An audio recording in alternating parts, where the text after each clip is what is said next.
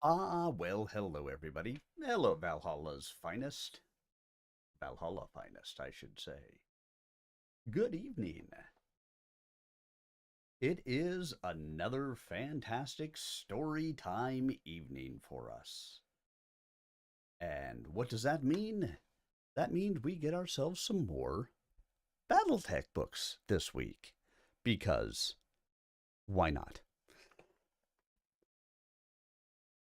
Looking at Battletech books that are not available for audiobook download. And one of them that I get constant asks for is Far Country by Peter L. Rice. It is the only book in the Battletech series canon entire storyline where there are intelligent, sentient aliens. Excuse me. Which means it is unique in Battletech. Nowhere else. I mean, we may see alien creatures that are not sentient, but big old birds. That's what we get at a Far Country. Anybody who has followed me for a while knows that I have actually read this book before, which is rare for me when it comes to Battletech books, because I don't often get a chance to read them before I'm reading them on stream. This one, however, I have read on stream before. And I had read it because there were a lot of requests for me to read Far Country. Well, thank you for the lurk. Oh, sure, of course. Your yo will echo in our hearts while you lurk. Frosty Tools. um, and so I've actually read it before. I've read it on stream before. But this one goes out as a big shout out to the Black Pants Legion, BPL. They are a unit within MechWarrior, and they have a pilot called Tatate Exchange Student. Well, dem birds, they're the Tatate. Thus, Tatate Exchange Student. And so I figured I did Trial Under Fire the last couple of weeks. Well, sure. Why not Far Country? We'll record it. We'll put it up on YouTube. um, Originally, Far Country had been planned to be a part of more of aliens and things like that that were going to be within the BattleTech universe. And they chose to go another way. So this is a book that stands alone in the annals. The author, Peter Rice, actually passed back in 2023, so he's not writing a sequel. Maybe a sequel could come out. Maybe they could do more with it eventually. I don't know that I would expect it. But, again, it's canon. It's part of the universe. And one that we need to make sure is out there for everybody to listen to and enjoy. And of course, if you haven't, as with all of these books that I read, you'll notice that the text is not up on the screen for you.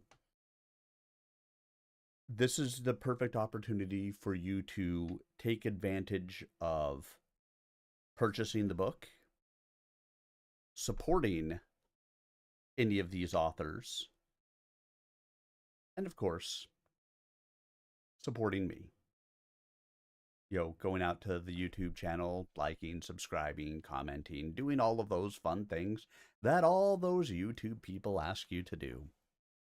Well, I find myself having to ask you to do the same thing, because that's how I will hopefully continue to grow the YouTube channel. And ideally, in the long run, I will get to the point where somebody's actually picking me up to either do books like these, do other books, and just do this for more than just fun with you guys. Not that I don't have fun with you guys, but see what we can do. So, sit back, relax everybody, and prepare to enjoy as we embark into Far Country, a BattleTech novel. An alien land provides a warrior's ultimate challenge. Here we go. Nope. I need to change one thing. My recordings. Nope. And it's not going to let me change it, so I'll just have to go get them from where it's going. All right, everybody. Let's get started. Far Country by Peter L. Rice. Prologue. 9 November 2510. Salford, Draconis Combine. 1. Roaring gusts of wind swept across the open landing area of Salford Station, carrying dense clouds of talcum fine grit that attacked the troops, dropships, and vehicles gathered at the spaceport. The grit drove under the wristbands and neck rings of the troopers' uniforms, mixing with perspiration to form a slurry that scoured away layers of flesh. The only way to avoid the blasting grit was to turn away. The only way to avoid the constant abrasion was to remain motionless. Because it was beneath the dignity of a battalion commander of the Draconis Combine mustered soldiery to turn away from clouds of grit, Chusa Tokahashio Hamada chose a second alternative. It was not so much for the other members of the battalion staff, however. Seeing them crouched beside a landing pad, their hoods pulled tight against the blasts, Hamada was sure that they were also watching him for the slightest sign of weakness. A samurai did not flinch from an armed enemy, much less an attack by mere dust. Neither did a battalion commander. Neither did a graduate of the Sun Zhang Mech Warrior Academy. And Tokashio Hamada was all three of these. Facing into the approaching cone of dust, his only acknowledgement was the slightest squinting of his eyes. The cloud passed over the landing pad, where the dropships awaited boarding by the members of the 2452nd Battalion, 5th Galadon Regulars. Along with its sister battalion, the 2452nd was loading for transshipment to Brailsford, a world only one jump away. Because of the so-called McAllister Rebellion, the Combine's military commanders had been taking the precaution of pulling troops away from the distant edge of Combine space. Hamada had known about the change for 6 months, ever since he'd first gotten wind of the orders in June of that year. Supporting the 2 combat battalions was a heavy engineer battalion, the 262nd, and a combat medical support battalion. Tokashio Hamada was not happy with the situation. His battalion's dropships, all of them Vulture class, were not being combat loaded. The ships assigned to his unit were too big to take only a single company and too small to carry 2. As a result, he'd had to break some of the companies up among the dropships. They would all be under his command once they linked with the Raiden, the Leviathan-class jump ship that would transport them across the stars. But they would be separated and scrambled during the transits to and from the jump ship awaiting them in deep space. Deployment into Brailsford would be equally confused. Hamada dreaded the thought of administrative movement. It always made the troops slip a bit. Even though he'd been assured that Brailsford was a secure planet, there was always the nagging doubt. Having raised and trained the 2452nd himself, Hamada wanted to be able to hit his landing zone combat ready. These troops were his children. He didn't want to see anything happen to them. Another gust of wind scoured the landing area, and Hamada squinted against it. The loading ramp trembled under his feet as Chi-Ha armored personnel carrier ground its way slowly up the incline. The ramps, Hamada noted, were of the older style, and not quite wide enough to take the new family of equipment. The driver was keeping the 22-ton vehicle carefully centered on the yellow line painted down the middle of the ramp. When Hamada noticed that the driver was a woman, his jaw tightened involuntarily. He understood that females of the Draconis Combine were not barred from any profession. He understood that the Combine needed every human resource at its disposal. But that didn't alter the fact that he preferred to have only men in his unit. By careful manipulation of the personnel records, he had managed to keep his fighting units almost pure. It was true that the support and administrative units included more women, but that couldn't be helped. There were even women in the headquarters as officers. As a samurai of ancient lineage, however, Hamada never felt comfortable seeing a woman carrying the daisho. It was an attitude that extended back in time more than 1,000 years, so deeply ingrained in his psyche that he would probably never be able to overcome it. But enough of that, he told himself. It was a loading operation that demanded all his attention at the moment. As he dismissed the thoughts from his mind, another Chi-Ha APAC rumbled past. Down the line of vultures, Hamada could see the last of his vehicles grinding through the gaping cargo doors in the ship fuselages. These were not the biggest dropships available, yet even they dwarfed the battalion's armored vehicles. Hamada grimaced again. He was being forced, by orders, to leave most of his combat equipment behind. Those orders had informed him that he would receive pre-placed equipment once they reached Brailsford. He was authorized to carry only 10% of his vehicles with him. The others he must leave on Salford for the replacement battalion, a group of green conscripts who would take his place in the garrison. Hamada hadn't commandeered the newest vehicles, regardless of their tactical value. He wasn't going to leave his best equipment to draftees. There were rumors and reports from within the Combine military about the new breed of weapon coming off the assembly lines. He'd seen pictures of those walking monsters, and he doubted whether any mechanized infantry battalion could ever hope to oppose them. Just one of those giants carried more long and short-range firepower than his entire unit could deploy. Those monster machines would surely change the face of war, and Hamada wondered if he were young enough to make the change. As the cargo doors swung shut all along the line, the loadmaster stepped onto the ramps and flashed the clear signal to the control tower. Green lights winked on above the personnel access ports. Time to load the last of the troops. Hamada turned toward the clump of staff officers, smiling inwardly to see the clump suddenly shatter like a group of chickens startled by a predator. Though he knew they'd been huddled behind the ramp for the past hour, trying to be as inconspicuous as possible, his officers immediately began to behave as though they had many important things to do. It was, of course, a charade.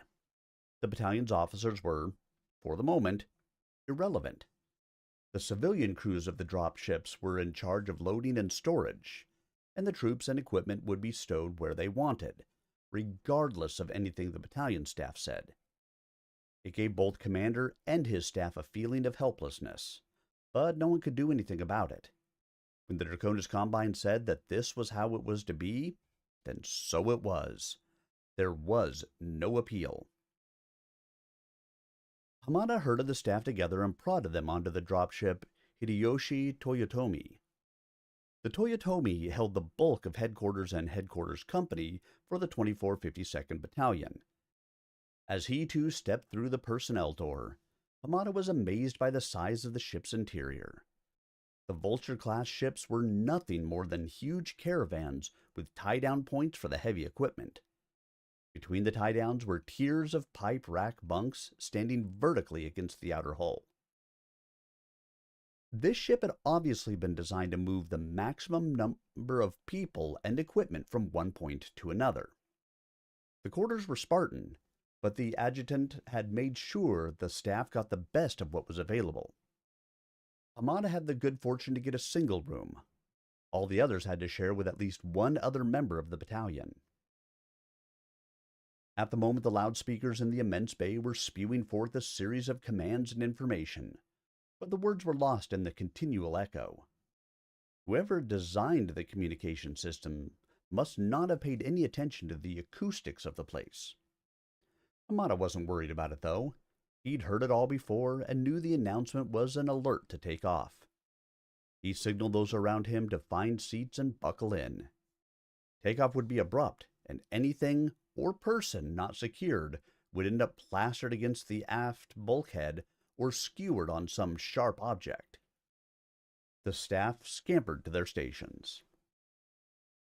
Hamada moved to his stateroom, climbing up a broad shaft to the upper decks.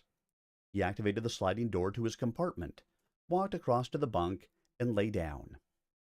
He snapped the restraining straps across his chest and thighs and waited for the blast of acceleration that would hurl the dropship off the planet's surface and toward the jump ship that waited 14 days away in deep space. The launch was just as Hamada expected. The Hideyoshi Toyotomi exploded off the ground under full force. The force of the liftoff pressure pressing passengers down into their bunks and peeling lips back from teeth. It was a notable experience. Less than half an hour later, the gravity had dropped to a constant 0.9 Gs, making it possible to move around the ship. Then had come a 20-minute transition period of zero gravity, while the dropship crew computed the final vectors for marrying up with the jump ship Raiden.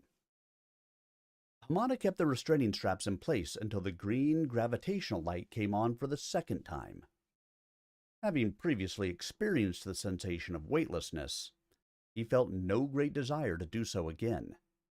But some members of his staff, especially the younger ones, eagerly released themselves and floated through the cargo bay, creating the normal number of accidents as some of the less experienced floaters came into contact with an immovable pipe frame. The only person Hamada needed to consult was a battalion priest to learn the outcome of the omens for the trip. When those came back as uneventful, there was nothing more to do. The dropship began to accelerate, establishing artificial gravity. Hamada waited until the green gravitational light showed the 0.7 Gs had been achieved within the cargo bay. Then hit the quick release on his harness. He gently pried himself from the bed, letting his body and his mind adjust to the reduced gravitational force and the change in orientation. As the omens had predicted, the trip was uneventful. The first 7 days went peacefully by. Now that they were halfway to the jump ship, there was another transitional period as the Toyotomi rotated to approach the starship stern first. The second half of the transit would be spent in deceleration, allowing the same 0.7 Gs of negative thrust to slow the Toyotomi as it reached the Raiden. By the time the Toyotomi and the rest of the dropship fleet reached the orbiting jump ship, their velocity would have been reduced to no more than 3 kilometers per hour. The closing speed would be less than that of a walking man, making the ships easy pickings for the grappling arms sprung like grotesque appendages from the bow and stern of the jump ship. Another 7 days passed without incident, bringing the dropships to the Leviathan-class jump ship. Like piglets maneuvering for a teat, they nuzzled toward their mothership for security and sustenance. One by one, the dropships came alongside and attached themselves to the spine of the Raiden. Hamada, still strapped in his chair, noted the gentle thump as the jump ship's docking ports captured his and the other ships. That the dropship pilots were experienced was obvious. Hamada had been through much more violent dockings in his day.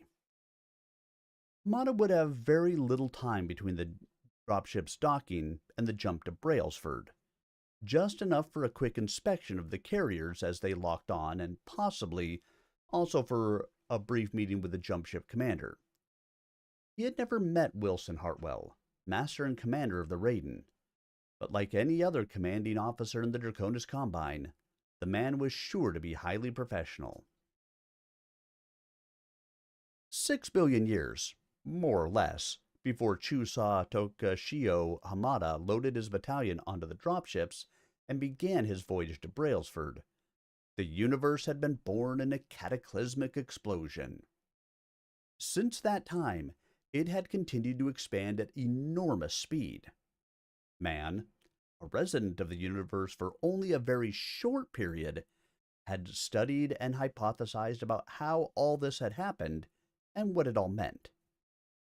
Men had made laws and rules that attempted to explain the event, and then had become convinced and complacent about what they had written. Everyone then assumed that because the theories had been stated and written, they must be true. Space was thought to be rational and reasonable. Of course, some cherished theories about speed were demolished when the speed of light was first detected in the last half of the 20th century. But once destroyed and recast, the theories became laws again. There was no one, certainly no one in the scientific community of the Draconis Combine, who would question them. One of the laws dealt with the theory of jump points. Once the Zenith and Nadir jump points had been mapped and declared safe, the entire scientific community agreed with the theory and went on to other matters. A slightly myopic, but completely human attitude. But the immense forces that ripped apart the original particle of cosmic matter were unaware of the requirements and laws established by humans. Time, space, and mass changed and grew. All three parameters were in flux, and at great speeds. Compared to human existence, however, those changes were incredibly slow. The 100,000 years since Homo sapiens first emerged from the mists was a mere instant compared to the 6 billion years of the universe.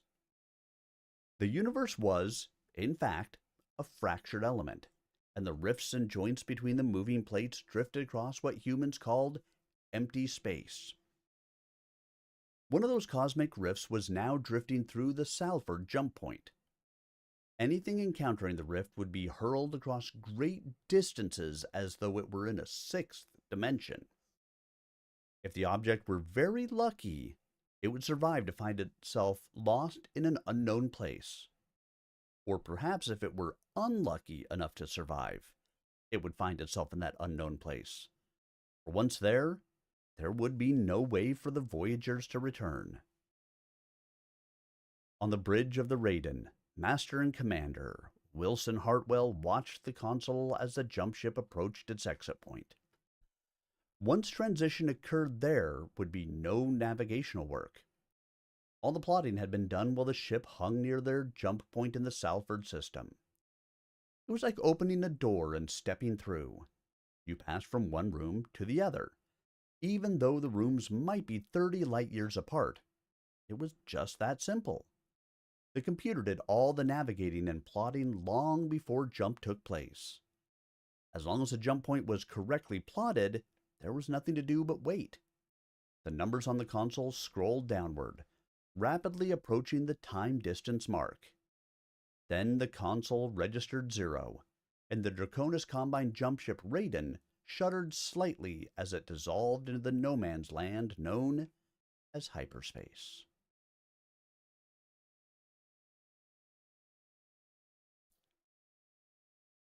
Chapter 1, done. We'll move on to Chapter 2.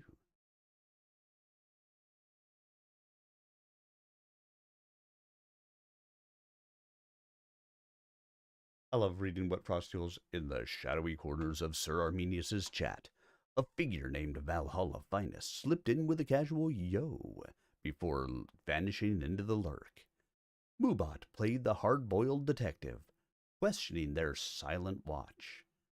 Meanwhile, whispers of a supernova seraph, armed to the teeth with weaponry, echoed through the alleyways of conversation. Plot thickens in this digital noir tale. Supernova with 2 AC-20s and 2 plasma cannons? Well, yeah, anything with 2 AC-20s is ridiculous.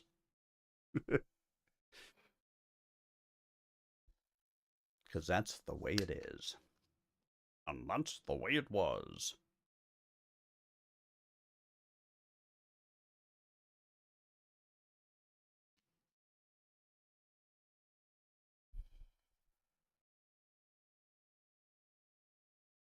Two. The jump ship through hyperspace was like opening a door to another room. Step through, and there you are. Even if the trip takes you 30 light years away, it's as easy as that.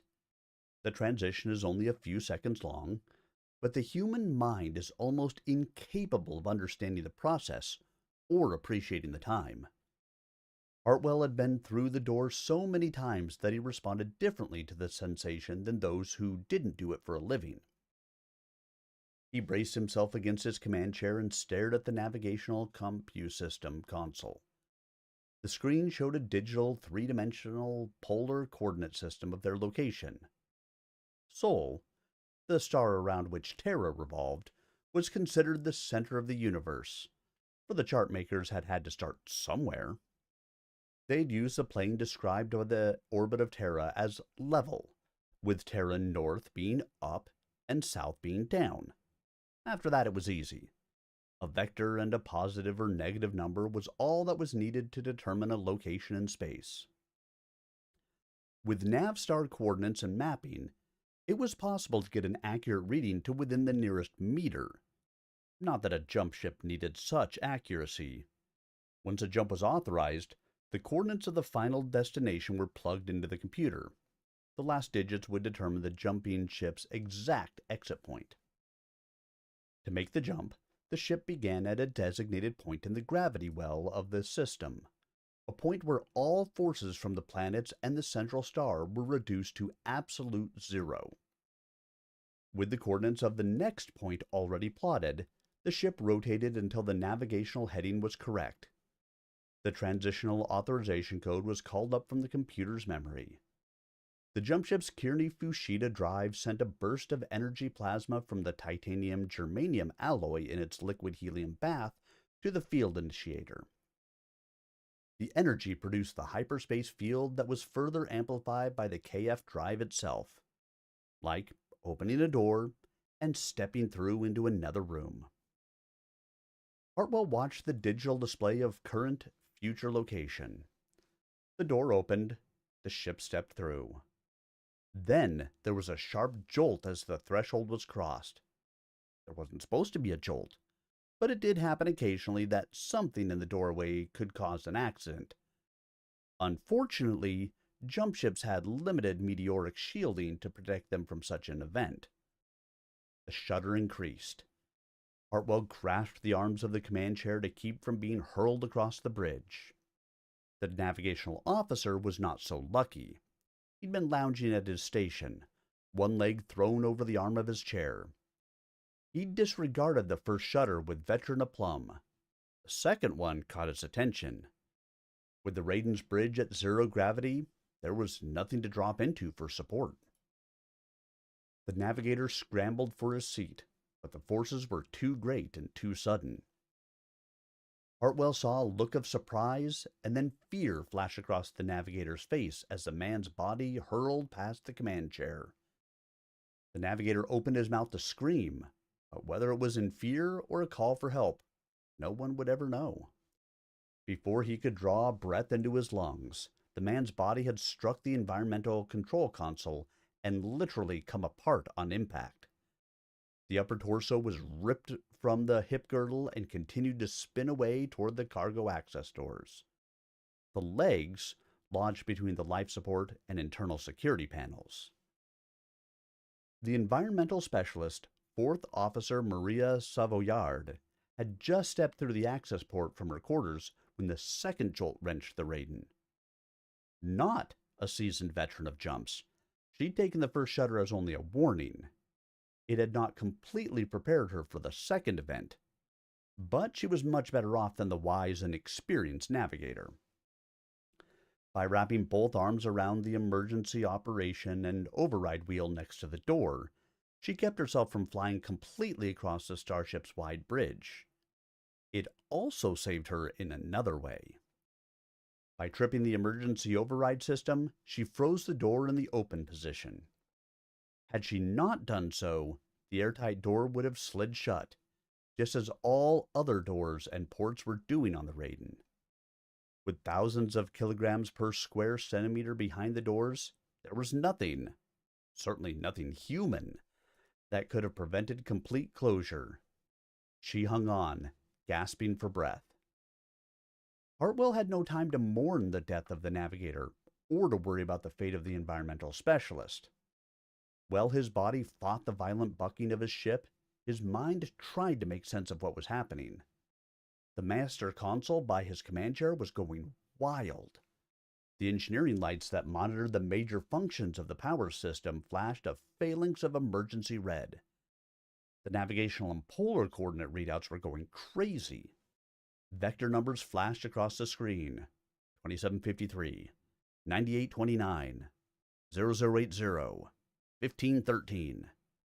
They came so fast and were so divergent that he couldn't comprehend them. The range reader flashed 0000.0000000, and then went wild as it climbed to 99999.99999999. The vector plot showed the same number, 9999999.9999999. Hartwell felt his stomach churn and his mouth go dry. The Raiden was nowhere that was real. Then the violence stopped as suddenly as it had begun. Except for the panting, labored breathing of Savoyard, still wrapped around the emergency wheel, the bridge was silent. The forward view screen began to clear, showing myriad stars against the black void of space. The cameras swept across the emptiness, programmed to find and lock on to the nearest star system. The search had begun. Hartwell called up a report from engineering and got the bad news all at once. The helium containment vessel for the KF system showed major damage. Helium was leaking into the access passageways. Worse still was news from the fusion power core. The containment bottle for the nuclear reactor was also damaged. The jump ship Raiden was not in good shape. The rest of the command crew slid into the weightlessness of the bridge, floating in, pushing off from the access shafts to drift across to their stations.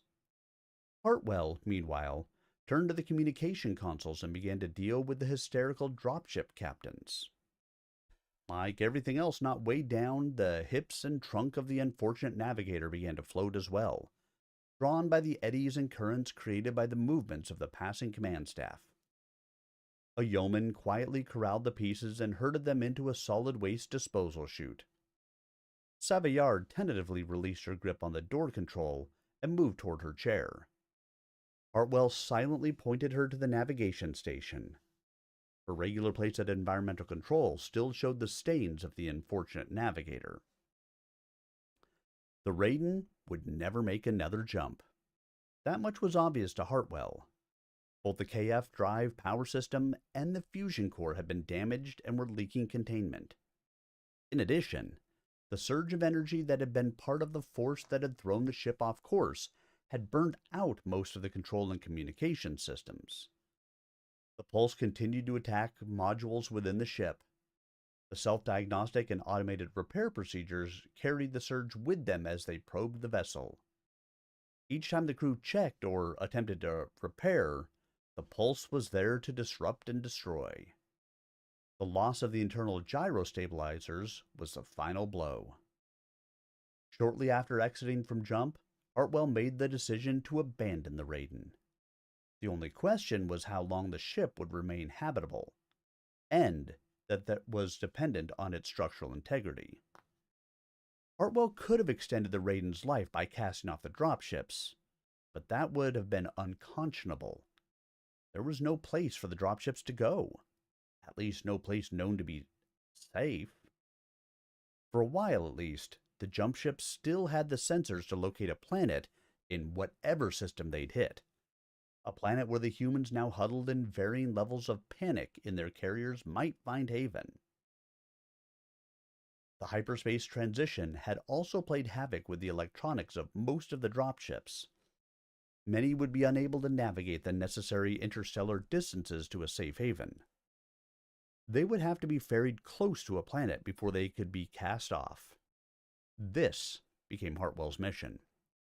Find a planet and get the Raiden as close as possible. Transfer his crew to one of the attached ships or the Raiden's small lifeboat and cast off for their new home. The third day after exiting from Jump, the scanner had positively identified 2 habitable locations. One was a large planet, and the other a huge moon. Hartwell chose the planet, but he kept a solid reference on the moon as an alternative. Day 6 of the transit toward the planet was Hartwell's target. If the Raiden could make it that long, the dropships would have a good chance of navigating the rest of the distance. Events, however, conspired against the Raiden, her passengers, and her crew. Late on day 5, the jump ship's fusion core reached critical, and they had to scram the planet. It was a simple process of merely venting the whole core clear of the hull. This reduced all power within the ship to emergency cells only. There was enough of those to maintain life support and command function for a period of 14 days, but many had been damaged during the misjump. Crew members crawling through the access passages detected structural failings. 2 of the techs entered crawl space 23 Bravo-886 and never came out the other end. A life sense scan detected no heartbeats or respiration within the passage, and the climate of the tube was indicated as a toxic environment. Both ends of the compartment were sealed shut and bonded. Another structural failure was detected on the jump ship's spine. The flaw was working its way down the skin of the ship, rupturing the access passage that connected the docking collars. No crew movement was possible between the dropships unless the individual making the move was in complete life gear. Then the life support, structural integrity, and engineering panels on the bridge flashed red, every panicked light coming on. Indeed, the rosy hue from so much red light gave the bridge the almost cozy look of light from a campfire. But those who knew what was happening didn't find the effect either cozy or comforting. Instead, the bridge crew took the precaution of donning their life support gear. The Raiden lurched violently, spilling people and equipment throughout the dropships. More emergency lights blinked on, but never blinked off. The spinal rupture raced down the surface of the ship. Hartwell hit the emergency evacuation signal. The emergency signal shrilled down the long, now vacant corridor. Doors that had not been secured hissed shut. The pre-programmed undocking procedures went into effect. Dropships were cast off whether they were ready to depart or not. Within minutes, the bridge was clear. Hartwell was the last to leave. Then he thrust himself down the passage toward his lifeboat station. As he pushed in, he made a quick count of the other people inside. They were a crowd of huddled figures swathed in life suits, their masks closed down and locked. The door snapped shut, followed by a sibilant hiss as the lifeboat pressurized, and then the docking collar released. The thrusting jets pushed the boat clear of the tumbling ship. Hartwell watched out the side vision port as the boat got clear. The Vulture dropships were also breaking free. Most of them were safe, but one had become caught by its own collar, which had become twisted out of shape by the spinal rupture. The ship was firing its main thrusters in a desperate attempt to break clear, but to no avail.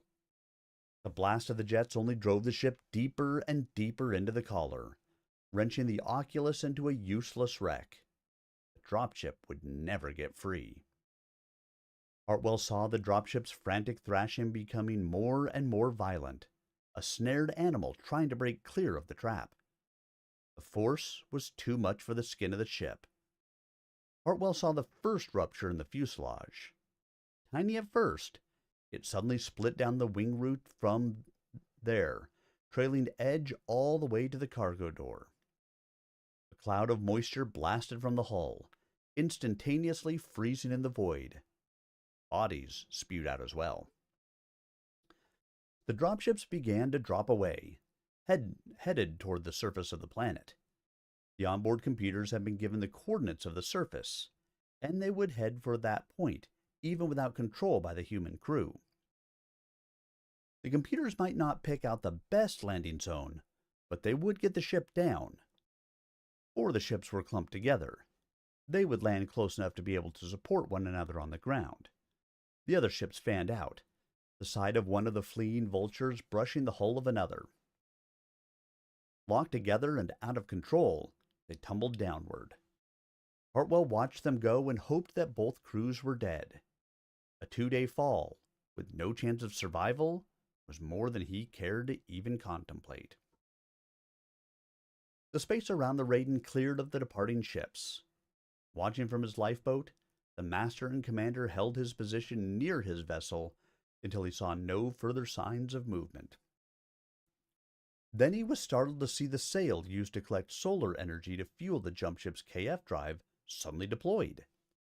Some impulse in the dying computer had decided that it was time to start recharging the drive. The great sail would mark the ship for eternity. Some latent surge in the pulse had burned off all the absorptive material, and the fabric shone white. Then Hartwell turned his lifeboat and followed the dropships and the rest of the lifeboats in their unforeseen journey toward the blue orb waiting in the distance.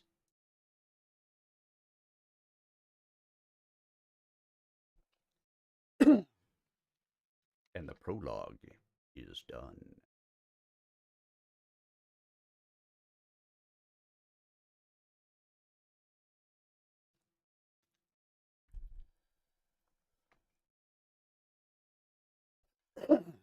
And here we go. Let's move along, shall we? Part 1, November 7, 3056. Salford, Draconis Combine. The Scout-class jumpship Teledyne held position in its designated space at the rim of the control area. The control station that hung clear of the jump point had directed the ship there as soon as it had emerged from its jump into the system. The master of the vessel, Reston Bannon, had been fuming ever since. For 14 days, the Teledyne had hung there recharging its propulsion system. He was ready to go, but still had not been issued clearance. And he still had no cargo. Or no cargo aboard ship, that is. Waiting for him right now on the surface of Salford was a dropship packed bulkhead to bulkhead, deck to overhead, with valuable Cholobara wine from the planet Shibukawa. Cholobara was a delicate and short-lived beverage of amazing potency. Not only was the natural alcoholic content more than twice that of normal wine, but the Cholobara fruit was also an amazing aphrodisiac. Both features made demand for the brew astronomical, but the wine would only maintain its aphrodisiac qualities for a period of just under 2 months. That made speedy transport a priority for those who wanted the profits that the wine's dated amphor commanded. Bannon should have had the cargo loaded and ready for transport to the planet Hartshill as soon as the KF drive was recharged. But he'd been held in orbit instead. A Scout-class starship like the Teledyne was too inefficient to carry bulk cargo. The few still in use by the Draconis Combine military served to carry single dropships of high military priority. In the civilian world, Scouts were used for valuable single cargoes. One dropship loads like Bannon's cargo of Cholobara. Bannon had bought the Teledyne at auction precisely for the purpose of making these high-profit runs. And now he was stuck with his cargo going bad on the surface and no clearance to jump. "Message from station," said First Mate Elizabeth Hoond as she looked up from the comm panel. "They want another report on our readiness status." "Tell them to refer to my report of 3 hours ago," snapped Bannon. "Tell them that I've been waiting here, fully charged, for the last 4 days, and they know it. Tell them that if they don't give me clearance to take cargo and depart, I'll report their dereliction to Planet Control."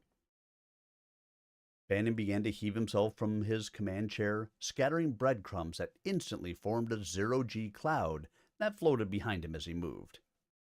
He'd been in almost constant residence in the command chair ever since the KF drive was recharged and ready to go.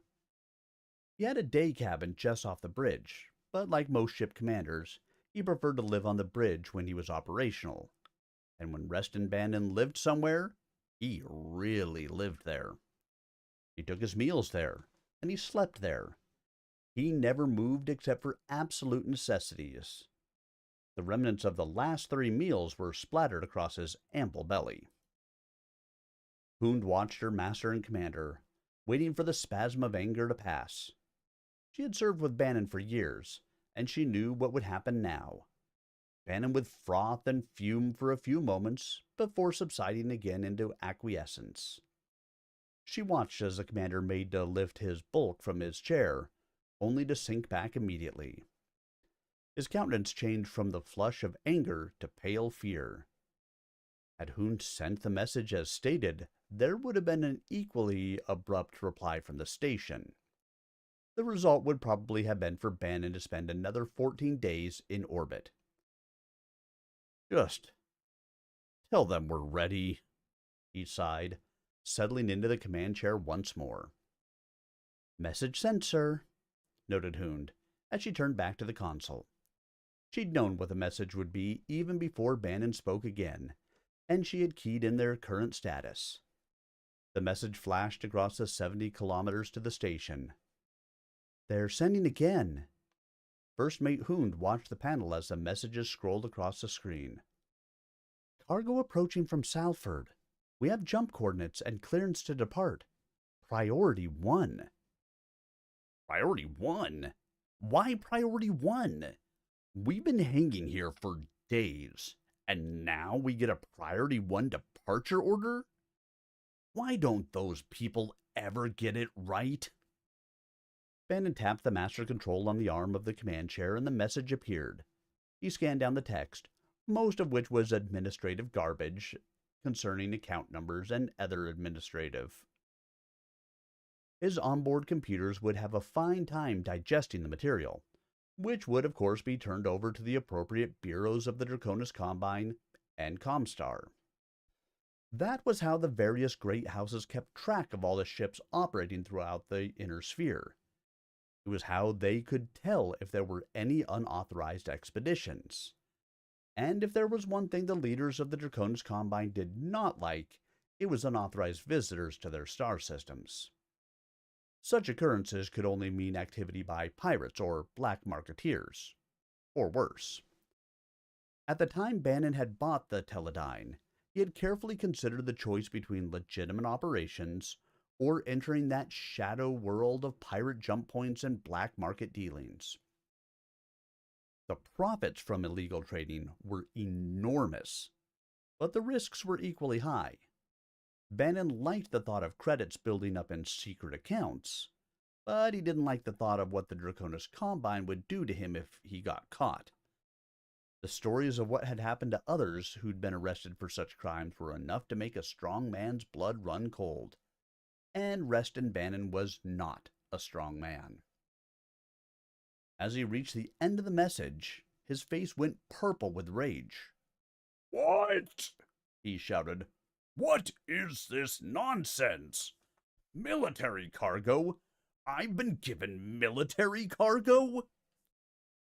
Bannon pounded the arm of the command chair in frustration. "Damn them to hell," he thought. ruining the day he had ever signed a contract with the government of the Draconis Combine. He knew that, legally, they had every right to commandeer his ship. That didn't mean he had to like it. "They're sending a hold on the Priority 1, said Hund in an even voice, "and coordinates for a new destination."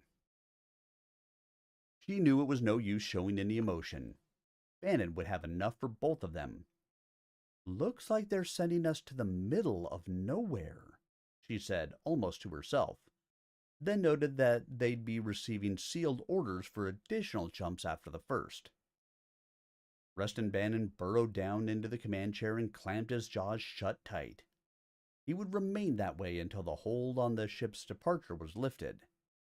He was still sitting in exactly the same position 3 hours later when the jump ship's docking collar locked the Leopard-class dropship to its side. He was still in the same position when the skipper of the dropship reported to the bridge of the Teledyne. Reston Bannon was good and ready for the unfortunate skipper. He'd had plenty of time to prepare his speech to the junior commander about the inefficiency of the Draconis Combine, about the temerity of the military in general, and about the overblown egos of the people in the control station.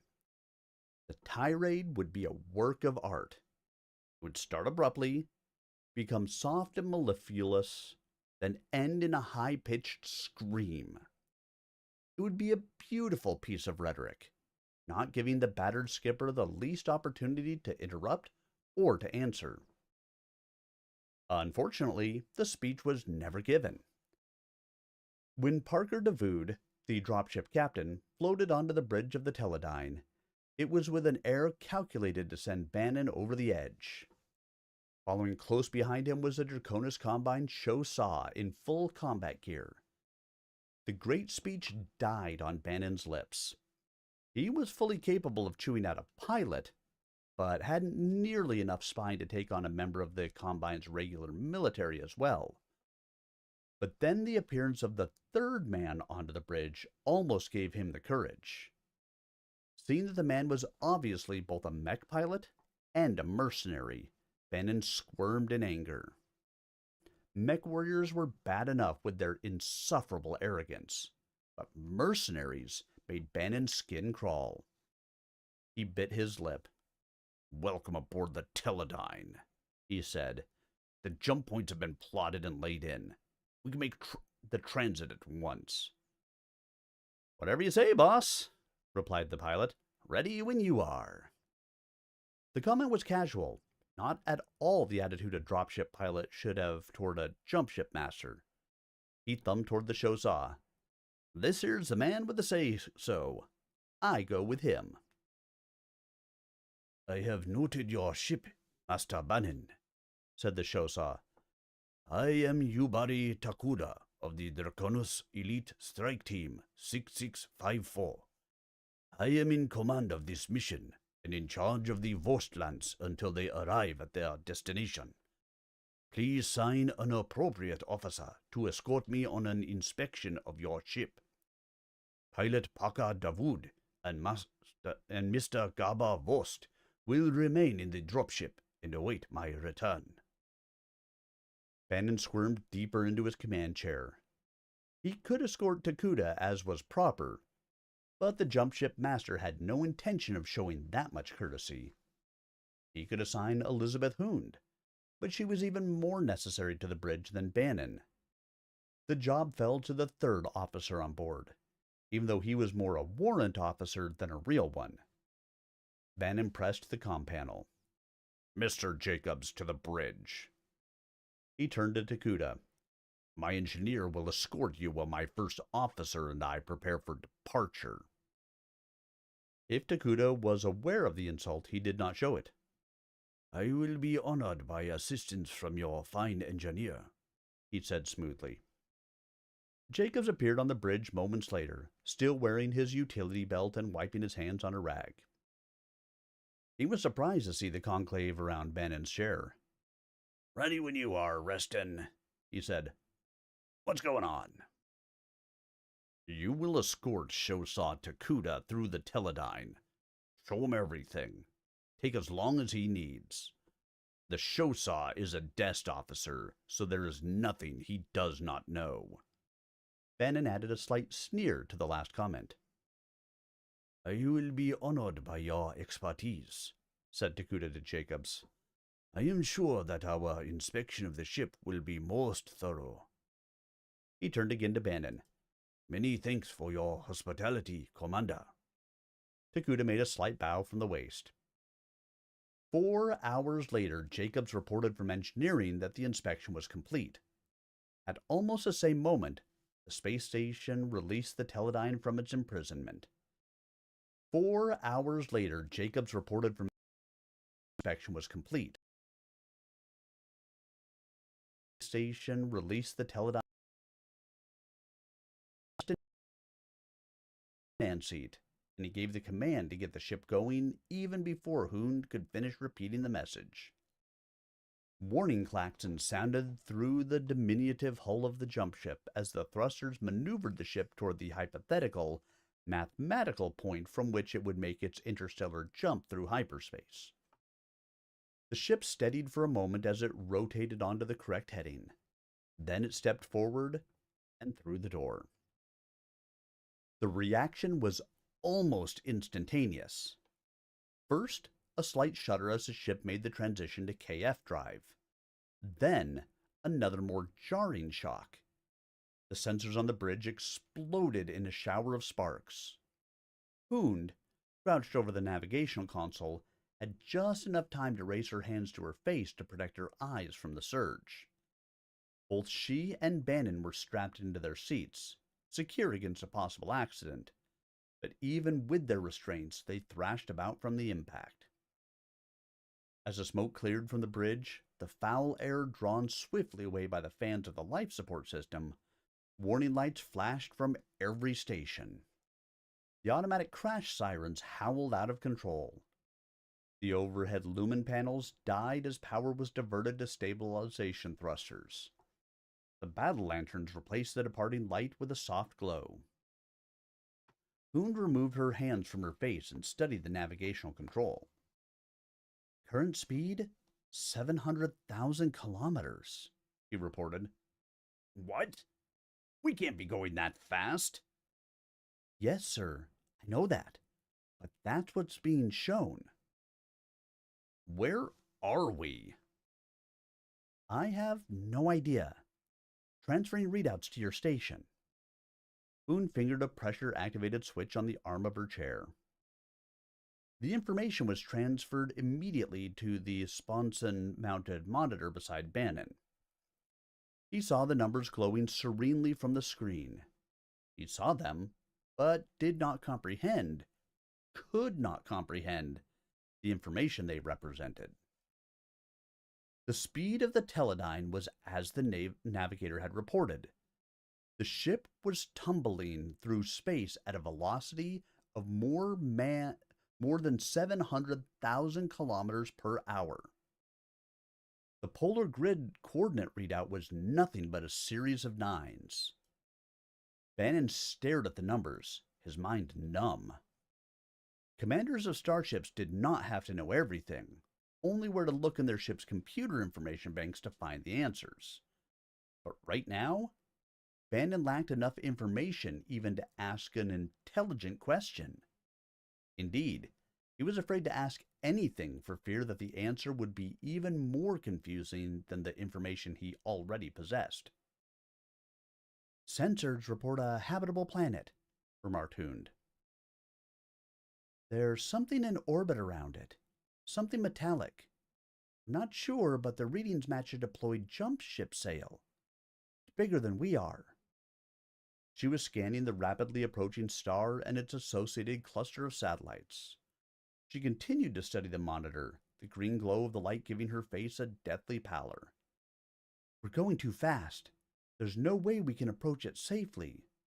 Window of opportunity for maneuvering is past. We'll have to abandon and take our chances in getting the boat down to the planet." She turned toward Bannon when he made no reply. Her commander was still staring at the monitor, his face a mask of fear and doubt. Hoon looked back to her own station, saw the numbers representing the point of no return scrolling downward with alarming rapidity. "We'll have to abandon now, sir." There was still no answer from the command chair. She turned back and reached down between her legs to grasp the red emergency override handle. Bracing her feet, she pulled upward with surprising force. The response was instantaneous. All the battle lanterns on the bridge blinked out and came back on. The sliding doors that had closed on impact with the cosmic anomaly slid open. There was a rush of escaping air as the Teledyne's life support system began to compensate for the vagaries of pressure. The loudspeakers welded to the corners of each compartment blared their pre-recorded warning. "Now hear this! Now hear this! Abandon ship! Abandon ship! This is no drill! This is no drill! Abandon ship! Abandon ship!" Boone glanced back at her station. A series of red lights glowed along the arm of her chair. She depressed each in sequence, waiting until the light changed to green before going on to the next. The buttons represented the escape sequence that would implant the Teledyne's current coordinates, as if they meant anything, as well as the azimuth and range to the nearest habitable planet into the lifeboat and the docked dropship. The sequence also released those same two smaller vessels from the jump ship. With the panel showing all green, Boone cut away from her station and moved toward the ship's immobilized commander. Gently, she uncoupled the restraining harness and got him out of the chair. Man didn't fight or resist. It was like directing a somnambulist. The corridor to the lifeboat station glowed red from the emergency lighting. It didn't take long to reach the tiny escape shuttle, where Jacobs was already in place in the command seat. According to standard operating procedure, the first crew member into the shuttle took the command chair. There was no precedence in an emergency. Boone buckled the still docile Bannon into an open seat and took her position beside Jacobs. Together they went down the escape checklist. The door slid shut. Jacobs thumbed the thrusters, and the Teledyne II slid gently away from the stricken mothership. As they cleared the hull, they could see the dropship fighting to get free of the docking collar, which had been warped by the violence of the impact and subsequent gyrations. Under full thruster power as it struggled to break free, the dropship suddenly ripped its way clear with a final lurch and then tumbled away from the Teledyne. Jacobs let the escape shuttle hang for a moment as he watched for the dropship to steady itself in a flurry of thruster fire onto a parallel course. Then he opened the thruster engines, and the Teledyne II began its journey toward the unknown blue orb that was the only safe haven for the tiny crew and anyone else who had survived inside the dropship.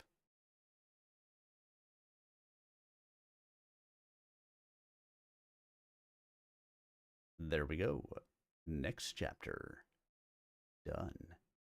I am going to take a very brief bio break, everyone, and I will be right back.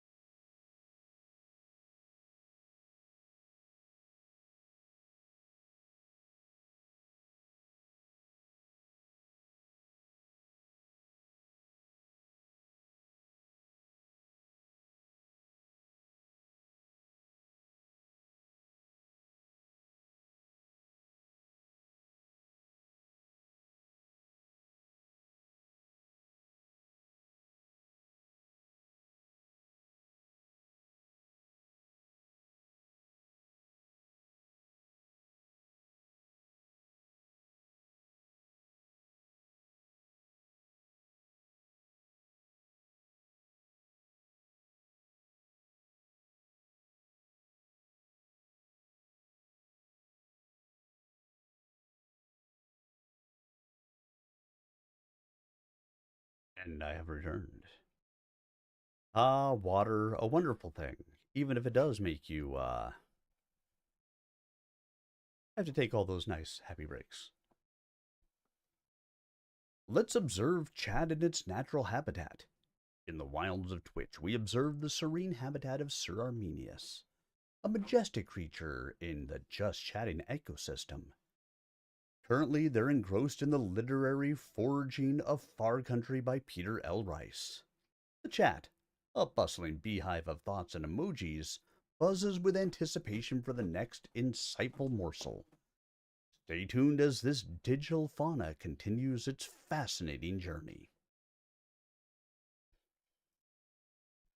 Yes, a fascinating journey. That's what we'll call it. Here we go. Time for 4. 4. Parker Davood gripped the controls of his dropship with such force that his knuckles went dead white, while the blue orb hanging against the blackness of eternity grew larger with alarming speed. The velocity indicator on his panel told him that their speed was well above safe entry velocity. This was going to be a hairy landing, assuming he could make any landing at all. If he didn't do it right, the dropship would hit the atmosphere and skip off into space like a stone skipping across the surface of a pond. That was what would happen if Davood played it too safe. And if he were too bold, if he took the dropship in at too great an angle, it would burn up as it passed through the atmosphere. The approach would have to be right on the money. There would be no second chance. And that was because of their approach speed and the structural damage to the ship. The struggle to break free from the gyrating carrier had warped the dropship's keel and ridgepole. At that very moment, the life support panel was showing that the hull was bleeding oxygen at kilograms per second. That wasn't an immediate problem because the ship carried hundreds of kilograms in reserve, but there'd be no time for a second pass if the first one failed. Davood could seal the bridge compartment and let the cargo bay bleed. That would let him survive, but wouldn't make the troops very happy. Although life support concerns were a nagging concern for the future, they were unimportant to the hazardous present. Davood nosed the ship down slightly to keep the planet's expanding rim just at the edge of the viewer. But the screen blanked out occasionally as the forward thrusters fired repeatedly in response to his commands to reduce velocity. With Davood diverting fuel from the wing tanks to the forward holding area, the dropship shuddered as the thrusters fired again. Warning lights showed the level of fuel available, while the graph showed current rate of use indicated that nothing would be left for a final push. He cross-fed fuel from the maneuvering jets in the aft section to compensate for the increased expenditure forward. Off to the right, Davood was aware of the lifeboat expelled by the Teledyne, but its existence had little meaning to him. He didn't care what happened to it, or its occupants, as long as they didn't interfere with his approach vector. The lifeboat was so small that the dropship could run over it with hardly a noticeable bump. But if it became entangled in some important part of the ship, the task of landing might become impossible. He hunched over the controls and watched the panels in front of him. He knew that the ship's instruments had been damaged by whatever the Teledyne had hit during its transition through hyperspace. Even though the numbers were going crazy, he'd been trained to trust instruments rather than his sight or his senses. Without an up or down in space, the instruments were the only consistent reference point a dropship pilot had.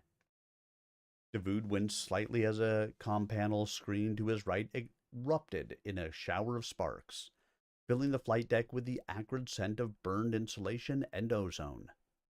Meanwhile, life support in the cargo bay was rapidly falling to a warning, if not critical, level. Davood concentrated on the remaining micro-navigational screen. Inside the cargo bay, Vost and his men had finally gotten the 4 mechs and the Phoenix Hawk LAM under control.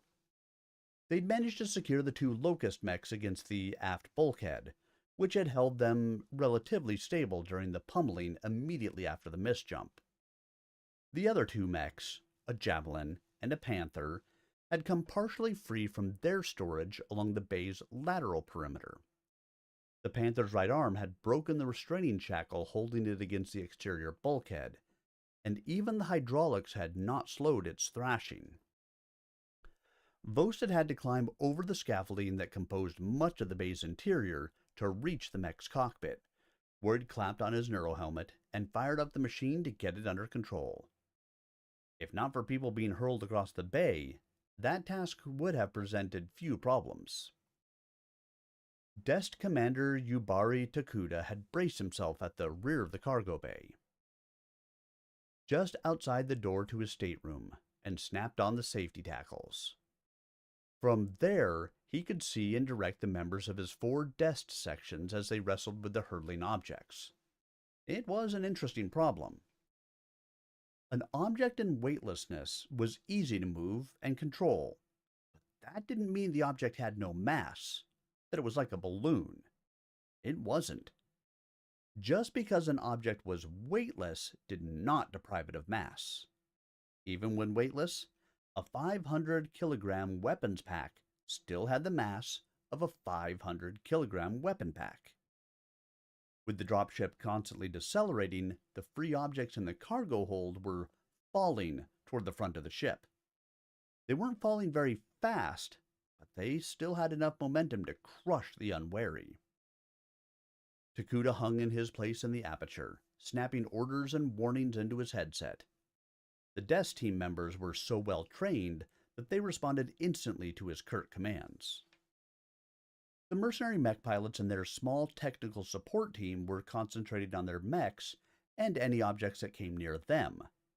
The rest of the flying objects were left to the responsibility of the desk members. That meant Takuda's people had to control not only their own material, but also the spare parts containers hurtling toward the forward bulkhead. They could have let them fly, but Takuda knew that the dropship's skin had been ruptured. He could hear the sibilant hiss of the escaping atmosphere. The thought of a steel box crashing into the bulkhead was not very reassuring. The dropship shuddered violently, threatening to tear loose all the newly secured equipment.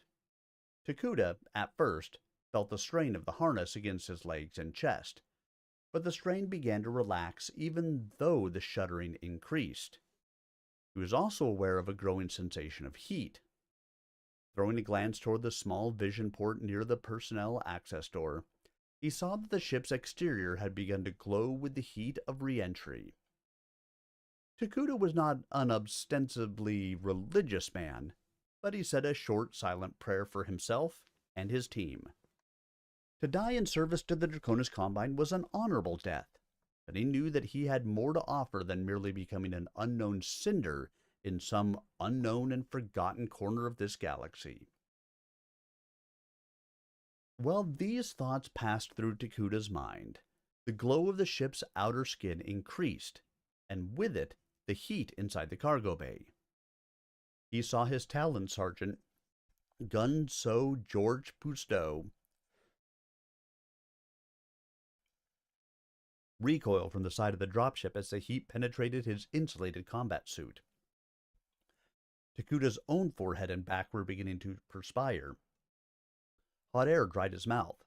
He forced himself to breathe through his nose as much as possible. With the dropship now shuddering and bucking as violently as a bull, he would have been helpless except for the safety straps.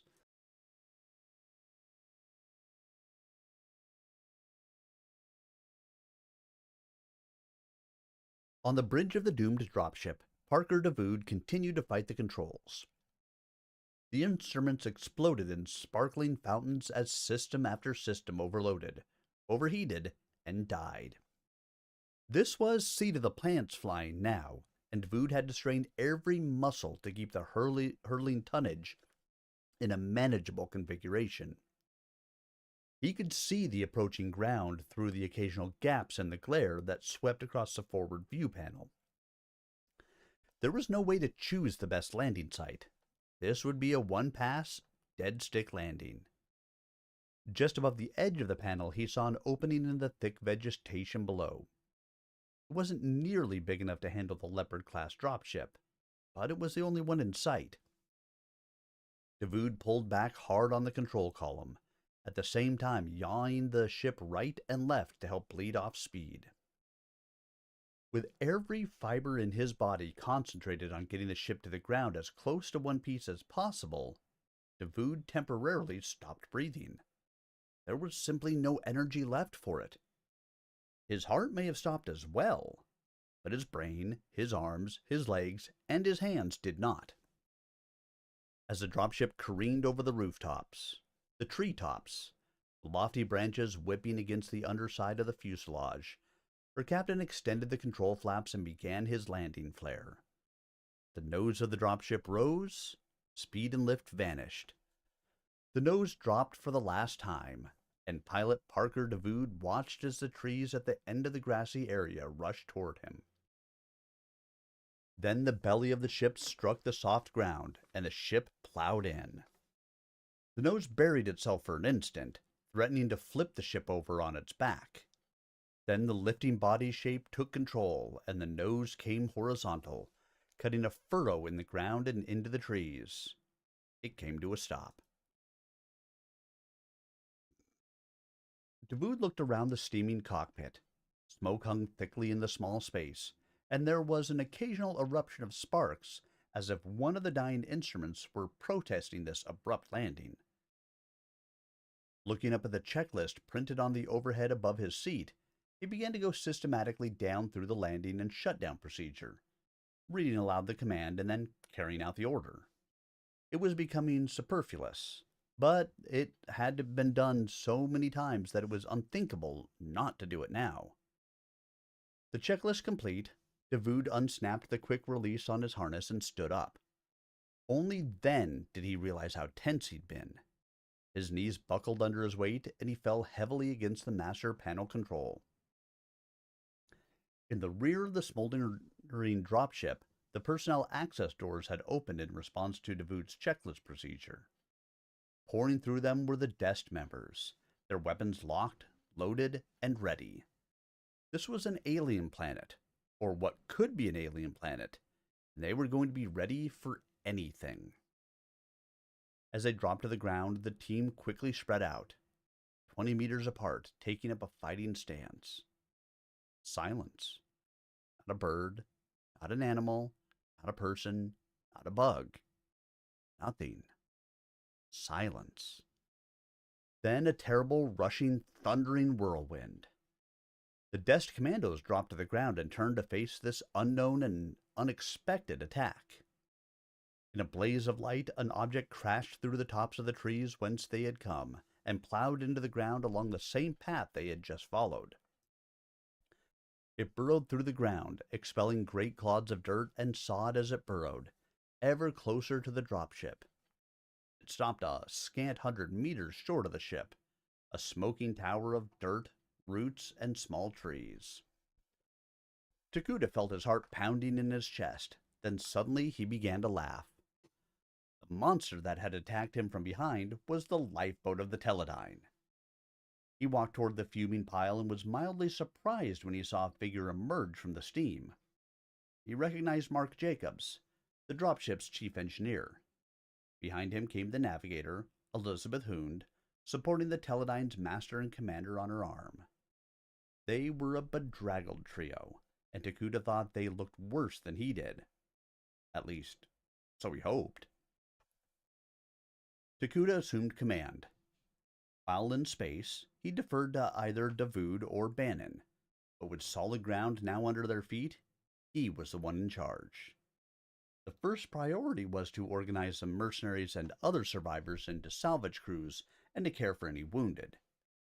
Next, they would have to establish security around the perimeter. His own troops responded immediately to his orders, but Vost's mercenaries did not accept his authority. The mercs were under his control only until the time he delivered them to their new commander. Now they wanted to know what right he had to give them orders now. They also wanted to know if they were still on the Kirita payroll. The fierce looks on the faces of Takuda's armed men stifled those protests almost at birth. but the desk commander knew they would surface again. Who was paying for what was an interesting question he would have to think about. Meanwhile, he also had to meet with Bannon. Takuda approached the jump ship crew, where they were huddled with Parker Davood under the belly of the dropship. Only Jacobs rose deferentially on his approach. Davood had collapsed against the hull of the ship, and Hund was still dealing with the seemingly catatonic Bannon.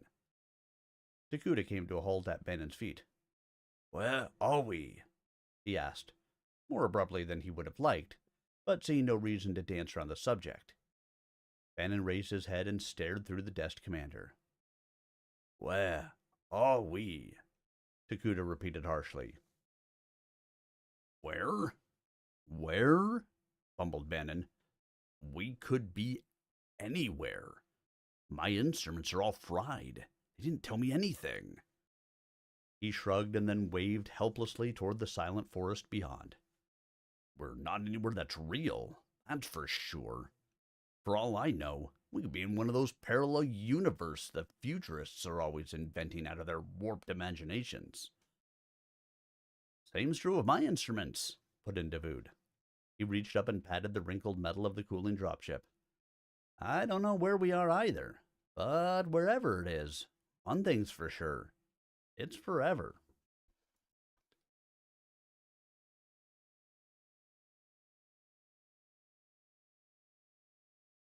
These are nice short chapters. I like nice short chapters.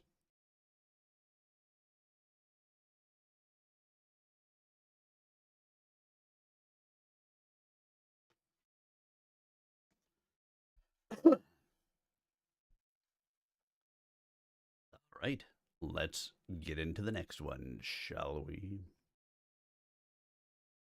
5. Night crept in on the strange marooned group. Single campfires emerged from the gloom like vague, one-eyed monsters.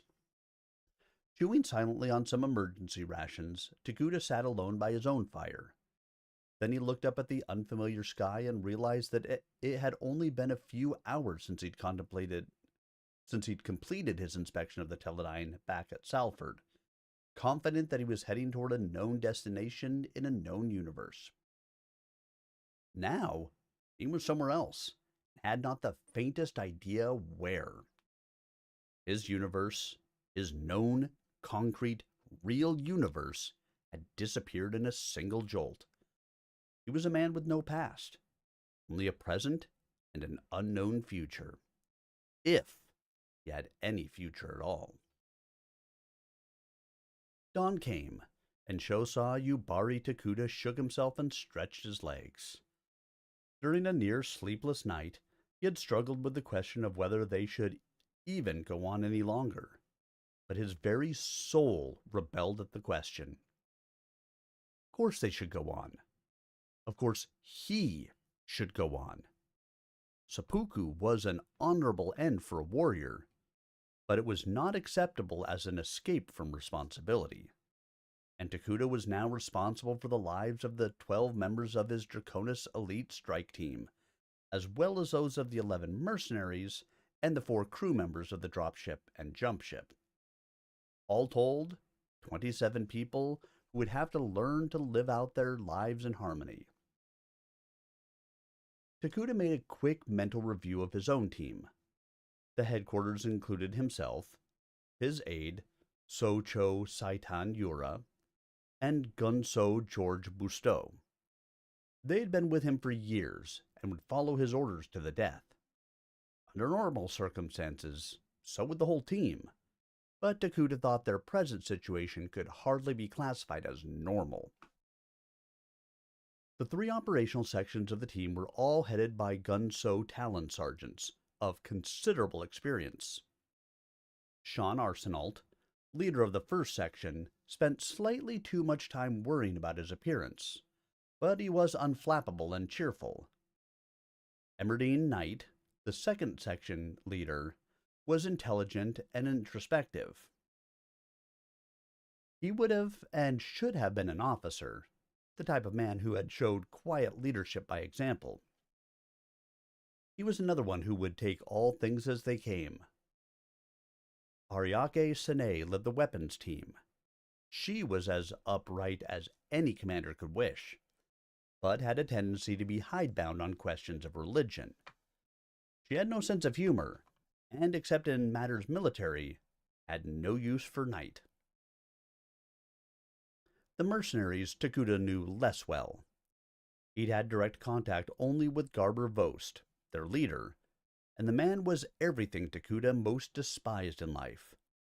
Vost was a braggart who treated the other mech pilots with only slightly veiled disdain. Holly Goodall, the only female mech warrior among them, he treated with open contempt.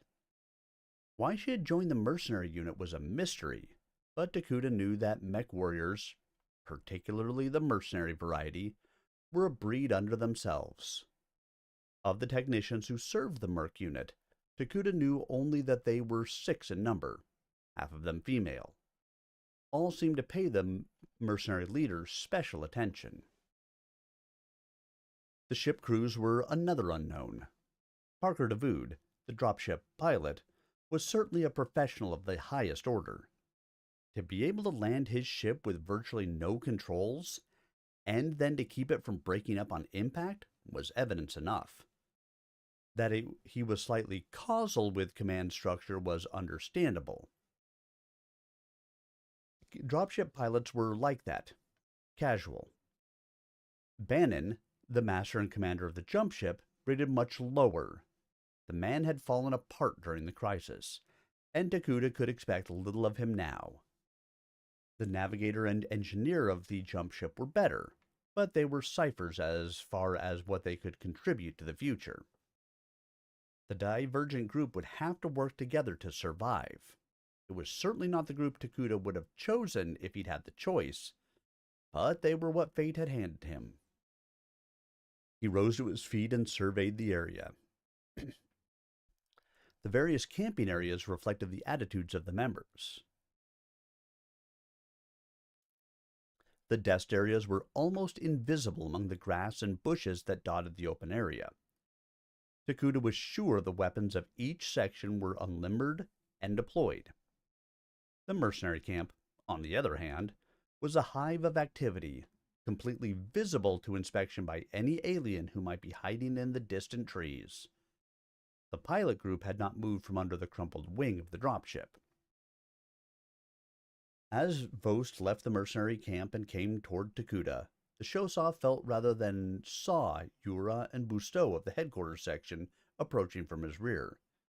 They would, he knew, remain at a respectful distance, out of range of all but the most strident voices, but ready to lend silent and well-armed support. "Well, Major," said Vost, using the universal ranking system rather than the traditional Kirita ranks, "we seem to find ourselves in strange circumstances." Takuta gazed serenely at the other man. He had learned from vast experience that silence was often the best reply. He also knew that Vost would continue with his pre-programmed speech no matter what was said in return. He was correct. "Situation has changed since yesterday, or whenever it was. My men and I were employed by the Draconis Combine as a complete lance. We were to participate in an action you people did not feel qualified to perform. My contract states that we would be paid half our fee upon signing, and half on completion of the mission. You people were responsible for our safe insertion and extraction. As I see it, you have not fulfilled your part of the contract. What do you say to that?" "I have no knowledge of the complete contract," replied Takuta in a level voice. "I was given my own mission regarding your lance." This was not totally true, of course. He had been charged not only with the mercenaries' insertion, but in seeing that they completed their mission. The dropship contained the documentation and the money to pay Vost once his lance had completed their work. But Vost was not to know this in advance, and as far as Takuta was concerned, his own orders were still in effect. Disclosing his knowledge would have an unfortunate effect on Harmony. "Well," I have my copy of the contract, said Vost, reaching inside his vest. Takuda felt the slight stiffening of his vigilant men, then felt them relax when the mercenary pulled out a scroll instead of a weapon. I have no need to read your copy, Pilot Vost. I assume that you are telling me the truth, but I do not see that the situation has changed that radically. Well, I say the contract is now void, and the rest of my people agree. You vote on issues? Takuda raised a quizzical eyebrow. We don't vote, but I do listen to what they have to say. Takuda smiled. What Vost really had said was that he told his people what he wanted them to say, and then they said it. It was an interesting form of leadership. Well then, and what do your people have to say? First, the contract is null and we're on our own. Since you failed to deliver us to our destination, we have no further need of you or your desk team. It also makes your authority here superfluous. We are perfectly able to direct ourselves. Your people can disband and join my technicians. Disband? They are useless, are they not? This is not a combat situation. What we need are people who know how to work. My techs are just the ones to do it. We can teach your people how to survive. Mr. Vost, my team consists not only of highly skilled assault troops, but all are mech qualified. What's more, each one has been trained to survive alone in any type of environment. That persuades me to believe that survival depends on maintaining our current structure, replied Takuda. With you in charge, you mean? So that's the problem, thought Takuda. What rankled Vost was the question of command structure. Takuda was beginning to feel better. At least he knew what was happening. So, if you're in charge, continued Vost, what do you plan to do about the women? I didn't know we had to do anything about the women. That's your real problem, Major. Vost had a sneer on his face that Takuda had seen before when civilians wanted to patronize a member of the military. We're here forever, said Vost. He planted his fists on his hips and threw out his chest. And forever is something you will have to understand. If we're going to survive at all, we will have to deal out the women to the best men, which should be done immediately. I don't understand the we in your statement. We, the ones in charge, you and me and maybe Bannon, although I think he's going to be useless. You and me. What about the women? What about the women? The women will do as they're told, of course. Really? In the Draconis Combine, we do not treat women as chattel. We're not in the Draconis Combine anymore, Major. This is somewhere else, and our long-term survival is at stake. Vost shook his head. Remember what Bannon said last night. We're not going anywhere. This is all new. New world, Major. Get with it, man. Takuda had no answer. Vost was right about one thing. This was a new world and a new situation. Everything the Shosaw had ever known had come to a complete and abrupt end. There was no Combine to whom he must answer, to whom he could answer. There was no one above him, as there had always been. His entire life had been built on a hierarchy of people, each one answering to an authority a step above, and each one responsible to those a step below. Well, the step below remained, but the one above had vanished. Of one thing he was sure, though. These mercenaries were incapable of rising above self-interest. The sole reason they'd been hired for their mission was because they possessed a land-air mech, a piece of equipment that would have been invaluable to the reconnaissance aspect of their mission. Lambs had become as rare as they were valuable because no one in the inner sphere produced those machines any longer. The mercenaries had also been chosen because they would be expendable if their mission failed. I will think about it, was all Takuda would say. We shall see. You bet we will, said Vost, and we'll see about it pretty quick. The situation changed slightly later that day. Takuda had sent out patrols to see what the woods had to offer, and the scouts had reported an abundance of what looked like edible fruit. They had not been bold enough to try any of them, but had brought back a significant pile of various types. The last patrol in, the one from Knight's section, brought even more interesting news.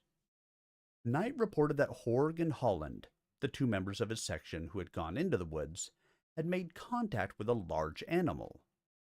Holland had taken a shot at it, but had missed. The animal had vanished into the woods, leaving almost no trail, but it had cried out at them as it fled, and the cry had sounded almost human.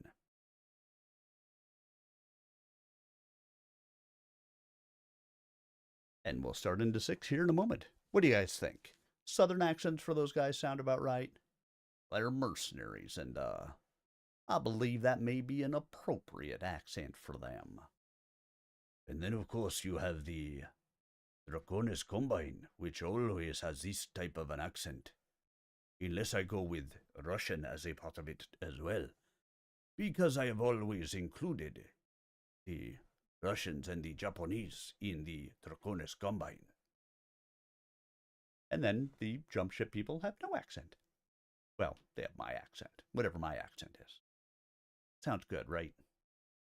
All right. You guys are all talkative today. That's okay. You're here for story time. And story time is awesome. Let's start into the next chapter. 6. The next 3 days were spent in directed activity. Not only had the survivors discovered a source of possible nourishment in the lush vegetation, but they had also established the possibility of a sapient life form on the planet. The human-like cry from the animal encountered that first afternoon remained a mystery, however. None of the survivors had encountered the animal since, although some of the patrols had seen tracks. The markings were those of a gigantic bird, which seemed to indicate the distinct possibility of 2 different animals. There were the ones who sounded like humans, and the ones shaped like birds. The food problem was partially solved by a thorough examination of the forest and some tentative experimentation.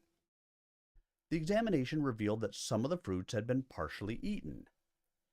Based on the theory that a human should be able to eat the same food that doesn't kill other beings, Takuda decided to taste the fruits in hopes of encouraging the others to do so. He chose a large, smooth-skinned yellow one and consumed all but the greasy gray seeds. The others watched and waited, and when they saw that Takuda survived to see the next morning, the rest also ate of the yellow fruit. A feeling of tension continued to exist just below the surface of activity and sense of accomplishment. The mercenaries and the desk members became even more suspicious of one another, but splits were beginning to occur along other lines as well. Garber Vost watched the members of his mercenary lance as they lounged around the camp area. He was mildly amused at how their various attitudes towards life were reflected in the way they maintained their own kits. As was to be expected, Brian Seagroves, the lamb pilot, had the most sumptuous area. Brian liked things, especially those things money could buy. He'd been the toughest negotiator when Vost was forming the lance, perfectly willing to hold out to prove how much more valuable he was than any other member of the lance. He had also insisted on being paid most of his money up front, sea bills which he spent on pretty toys. His sleeping bag bore the label of a prominent outfitter on New Samarkand, a name recognized throughout the inner sphere. So did his hiking boots, combat vest, and cooking utensils. They marked him as a man who had money and who knew how to spend it. He'd also managed to buy an additional mosquito net and frame from Kendall Pesht. Now his area had taken on an air of safari opulence. Pesht, on the other hand, lived in the open air. Now that he had sold his mosquito net, his sleeping area was the only one unprotected from the swarms of famished insects that invaded the camp at night. The result was that he had to huddle inside his flimsy bag the entire time, but his face showed where his efforts were not totally successful. Pesht, the javelin pilot, wanted to be everyone's friend. He was like a small dog, yapping and scampering around the feet of the people who really mattered. He was especially that way with Vost, who used him as a tool when necessary. The man had probably sold his mosquito net to Seagroves to curry favor, but Vost knew Brian would not remember it as a favor. Pesht had lost the net with no advantage gained. Collis Brank, one of the Locust pilots, was a schemer. The man always had some plan in the works, mostly nefarious, but he could be counted on to rat on anyone else if it were to his advantage. Brank was an excellent source of information about what was going on in the Lance, and Vost was careful to always reward the information with favors. Holly Goodall was the last Locust pilot. She was a dangerous one within the Lance, even though hers was a light mech that posed no threat to Vost's control. She was such a directed wench. She kept her mech in perfect trim and was always trying to upgrade the various systems. That would have been fine if she were a man, but it was strange in a woman. Vost was a little sensitive about women mech warriors in general, and Goodall only reinforced that feeling. He had let her join the Lance purely to fill out the ranks with the mechs required by the contract. She was so tough. Most of the time she dressed in her mech warrior's vest and shorts, skimpy attire that always created a tumultuous stirring in him. It was a good thing he had Michelle Guardin as one of his techs. He needed something to relieve the tension. By and large, Sagiri Johnson had chosen a competent body of technical people. Johnson had been with Vost for 2 years, the only other survivor of Vost's first Lance. Underos Yapudi and Ilimoso Panda, despite a tendency to gripe at times, would do as they were told. The other techs, Tammy Wilson and Fiona Sabine, were too smart to be good stooges. Not only that, but they were showing a tendency to listen to Goodall. Vost flexed his shoulders under his combat vest and ran his hand through his thick, sandy-colored hair. He'd be able to deal with those two when the time came. He always had been. Vost waved nonchalantly toward Collis Brank, who jumped to his feet and sidled over to where Yost was standing. The Locust pilot always sidled, then always hovered close enough to talk in whispers, even when it wasn't required. "What's the skinny?" he asked in a hoarse whisper as he sidled up to Vost. Vost stepped back to put a little space between him and the hunched figure. "Just wanted to talk," replied Vost. "Just wanted to see how you were getting along. You generally know the skinny before I do." "I don't like the attitudes of these desk guys. They want to run the whole show." "Of course. Combine troops always think they're supposed to be in charge. But I'd be a little careful about saying bad things about Dest. They have a reputation, and even if it is overblown, it's close enough to the truth." "They're not superhumans," whined the little man. "They may not be superhuman," Vost said. "They're still damn good. Be careful what you say. Be careful what you think when you're around them." There were a few moments of silence between the two men. Vost let Brank do his own thinking for a while, waiting for the little man to come up with the right answer. "They've got all the weapons right now," Brank said finally. "We have our sidearms, but all the heavy firepower is theirs. That's too bad." "Too bad we don't have the mechs out," Vost said with the barest pause. "That would change things. Then we'd be in charge, and they'd have to dance to our tune." "Ought to be in charge anyway," interjected Brank.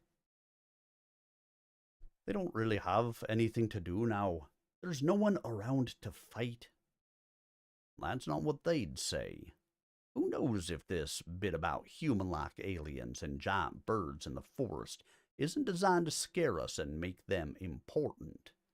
Except for worrying about that, what do they really have to do? Takuda sits there like some dictator, telling us we have to prepare to defend ourselves. Defend ourselves from what? What we really need to do is get our lives organized. We've got to figure out how we're going to survive. And you know what survival means. Frank had no idea what survival meant, except for more food and a place to live. He knew that Vost was expecting an answer, and that the answer should be profound. But he just couldn't think of anything. All he could do was hum in acquiescence and hope that Vost would give him a clue. Luckily for his stalled thinking process, Holly Goodall took this opportunity to stroll across his field of vision. That triggered a response. The women? It was almost a question. You got that right. Vost was quick to take the lead. We've got to deal out the women. If we're going to survive, there has to be someone to carry on. We've got to divide up the women. But there are only 4 of them? It was almost a whine. Frank was making a quick survey to see if he would get one, and if he did, which one it would be. You're forgetting the 2 with Dest. The Major won't like that. He would have something to say about it. Not if the mechs were out, he wouldn't. We'd get the women over his dead body, and that could be arranged. Vost gave Brank a meaningful glance and was rewarded with a sly grin. Those 2 over there are in top physical condition. They'd also probably snap the necks of any men who looked cross-eyed at them. But it could be fun trying to tame them. I bet you would have quite a time with one of them, don't you? Sho saw Yubari Takuda watch the 2 mech pilots deep in conversation. He couldn't hear what they were saying, but he could guess. The whole situation was uncomfortable for him. Trying to be the ultimate leader was something Takuda had never had to deal with. He didn't want to be the ultimate, but he saw no alternative. Vost certainly wanted to be top dog, but Takuda didn't believe the man would represent the best interests of the whole group. As for Reston Bannon, he was a dead loss. The man hadn't done a thing since they'd left the jump ship. That left Parker Davood, but Takuda suspected that the dropship pilot would resist any attempt to make him the leader. That left the job to Takuda. As long as the Dest members remained cohesive, he would remain in charge. But this situation was as new to them as to the others, so he couldn't be sure what they would do. Dest members were chosen because they were intelligent, not because they followed orders blindly. Sooner or later, each one would make up his own mind about the situation. Takuda didn't want to be a dictator. He believed that a benevolent autocracy was the best form of government. Wasn't that why it was the form of government in the Draconis Combine? Johann Miranda, the junior member of the weapons team, rose from the grass nearby and approached Takuda. He stopped at a respectful distance and waited for his commander to acknowledge his presence. Takuda wondered mildly how long that deference would last. He nodded to the Johto High to approach. "Most Honorable Shosa," said Miranda, bowing ever so slightly at the waist. The sergeant was carrying his sniper rifle. Equipped with a low-light scope and aural sensors, it was said that the weapon could see a gnat at 100 meters. Miranda was a very good shot with the rifle. He couldn't have become a member of Dest otherwise, and Takuda knew that Miranda was good even by Dest standards. "Speak, Johto Miranda." "Perhaps I could be of some assistance." The young sergeant glanced toward the pair of mech pilots still standing near their camp. For a moment, Takuda feared that the sergeant was going to suggest some target practice. That might temporarily solve some of their problems, but if they resorted to solving problems by assassination, the whole camp could become crisscrossed with gunfire. Speak. I have been scanning the camp for sound, and there are some interesting events. Miranda paused to see if he could continue. When Takuda made no comment, he went on. Someone has mentioned deploying the mechs from the dropship. Takuda noticed that the Choto Hai did not reveal who had said it or where he had heard the information. The Major nodded. Thank you for the information, Choto Hai. I will ponder it. You are dismissed. The sergeant made another shallow bow and returned to his position in the grass. Cho, said Takuda. The call was not a shout, but Takuda had trained his voice to carry when necessary. The young sergeant major rose from his position some 50 meters away and hurried to his commander. Socho, said Takuda when the sergeant came to attention before him. There is some possibility that the dropship may be in danger. See to it that a guard is placed on the ship. The sergeant major saluted, did a smart about face, and went off to talk to the members of the nearest desk section.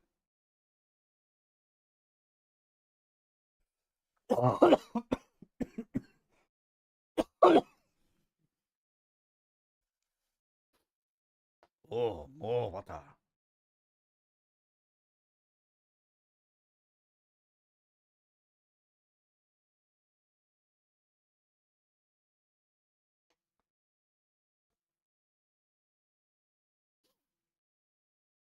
All right. We will go at least through this chapter, maybe one more, and then we'll probably call it for the evening, because that's a good number of chapters put up. So we'll see how it goes.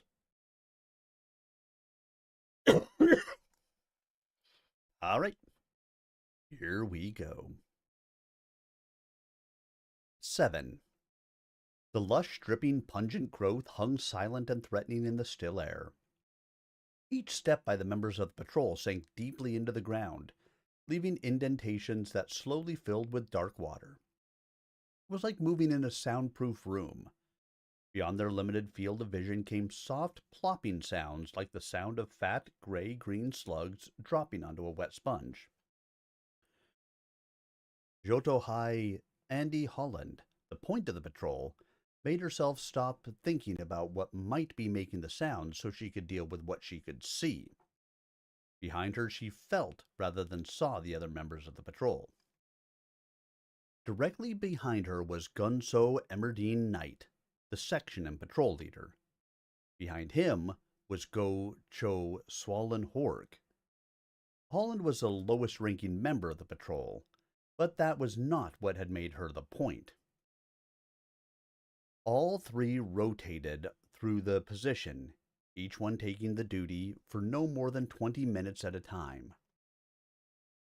Being lead was an exhausting business, and no one could stand the strain for too long. As fatigue began to take over, Holland began to hear and see things that weren't there. More important, she began to not see and not hear things that were. The three members of the section had been on many patrols before, but this one was different. Most patrols operated in relation to a known enemy. Even if they didn't know where the enemy was, they usually knew what they might have to face, and it was real. This time, however, they didn't know what was out there. The whole team had been trained for possible alien contact, especially for this mission, but the specter of having to face the real thing raised the tension level to the point where no one could take the lead for very long. Holland had been on point for almost her full term. She knew she was getting tired. She raised her hand to halt the patrol while she sank into a kneeling position. She used the muzzle of her Nakajama laser rifle to part the foliage at the level of her face. With a range of visibility a mere 2 meters or less, Holland wondered why she was armed with a weapon that was effective against human targets at 300 meters. Here in the thick woods, she would have preferred a slug-throwing cone rifle, or even one of the pistols carried by the mercenary patrol. That there was a mercenary patrol in the woods was both surprising and obvious. It was surprising because Holland had heard the argument between Shosa Takuda and Garber Vost over whether to send out a mercenary patrol at all. When the Shosa had suggested that the mercenaries go out, Vost simply ignored him. When the desk commander ordered the mercenaries to go on patrol, Vost had immediately responded with a heated protest. From what Holland had heard, it was not so much that Vost didn't want his people to go, it was just that he didn't want to be told they had to go. That, to Holland, seemed like an infantile attitude. She understood the necessity for order and respect. People did what they were told to do, especially when they had a leader of the Shosa's rank and stature. Trying to turn a group of mech pilots and technicians into a reconnaissance patrol was another matter. Even though they were filling out a necessary slot in the patrol scheme, Holland thought their chances of finding anything that didn't want to be found were virtually zero. They couldn't keep their mouths shut, constantly shouting to each other as they thrashed through the foliage. 2 days ago, Takuda had had to send Night Section back into the forest to extricate 3 mercenary technicians from a deep pit. The trio had stood at the bottom of the pit, howling like banshees and firing their slug pistols into the air to attract attention. That they could have used half that energy to climb out of the pit was not worth pointing out. If nothing else, the mercenaries provided the desk members with endless stories and amusement. Holland could hear them now, howling in pain, or surprise, or just to keep themselves amused. The muzzle of her rifle parted the foliage. 2 glowing red circles stared back at her from the opaque greenness beyond. She froze. The unblinking red circles stared back. They were a full 20 centimeters apart, and the face they were attached to must have been huge. Holland had a great imagination, quite possibly more than she needed, and the thought of the beast beyond filled her with both curiosity and dread, but mostly curiosity. The red eyes moved, quite possibly closer. Curiosity ended. Holland pulled the trigger, and the power pack over the breech vibrated slightly as power poured through the crystals. There was a brilliant flash of light and steam as the unseen shaft of laser light struck something wet and solid. The red eyes fled in opposite directions like frantic rockets. Holland leaped back on her heels and sat down heavily in the soft ground. She was up in an instant, thrusting the barrel into the foliage. Inside the dark cave beyond her position, she could see the dissipating steam and the soft glow of burning leaves. There was nothing else. Whatever had been there was gone now. Holland felt slightly foolish and a little frustrated. She hadn't meant to shoot at it, had done so purely out of reflex. She sank to a crouch. There, in front of her, almost beneath her own foot, was a print. The print of a giant bird. It was like so many she had seen, like so many seen by other members of her patrol and the rest, that she hardly paid more than passing interest. But then she looked again. The print was absolutely fresh. There was hardly a drop of water in the bottom, and the sides of the depression were crisp and clean. Whatever had made the print had been there just moments ago. Holland motioned Knight to her side and silently pointed to the track. Knight waved his hand, and the patrol crept cautiously forward. Horg, the trailing member of the group, remained hunkered down facing the rear.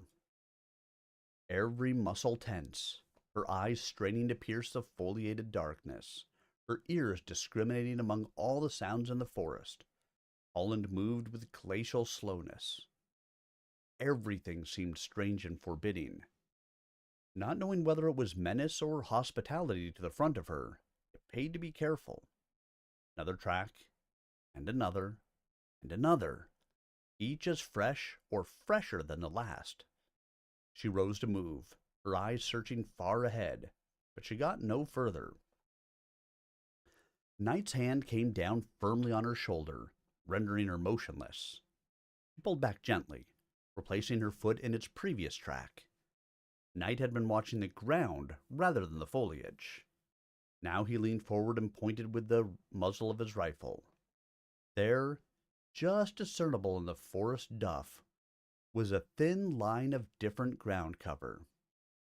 He prodded the surface just beyond the line, and the forest floor collapsed in a fountain of wood chips, decayed roots, and random leaves. The gaping hole stood revealed.